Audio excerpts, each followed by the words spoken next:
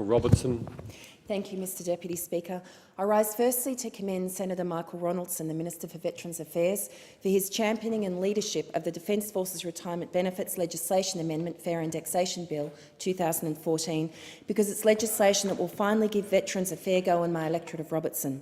It demonstrates how the government is committed to veterans and their families. It's about recognising the unique nature of military service, in particular for our military superannuants aged 55 and over. The Coalition pledged we would deliver this commitment not just before the 2013 election but also in 2010. So when these important changes finally come into place on July the 1st, the government will have delivered on our pledge. This bill will index the Defence Forces Retirement Benefit Scheme, known as DFRB, and the Defence Force Retirement and Death Benefit Scheme, or DFRDB, pensions in the same way as aged and service pensions. I spoke recently with veterans at Gosford RSL sub-branch, a sub-branch that's been in existence since 1917. Sub-branch Vice President David Russell said fair indexation is a valuable part of making sure the right compensation and care is provided. David served overseas in the Royal Australian Air Force for 33 years in East Timor, the Middle East, Somalia, Kuwait and beyond. He said only the Coalition and Prime Minister Tony Abbott have listened and are delivering a fair go. David is one of 56,000 veterans across Australia, over 13,000 in New South Wales and nearly 200 in my electorate of Robertson who were DFRB or DFRDB recipients. Mick Wardle, the President of Terrigal Wamberal RSL sub-branch, also told me stories of half a dozen veterans on the DFRB or DFRDB pension in his sub-branch.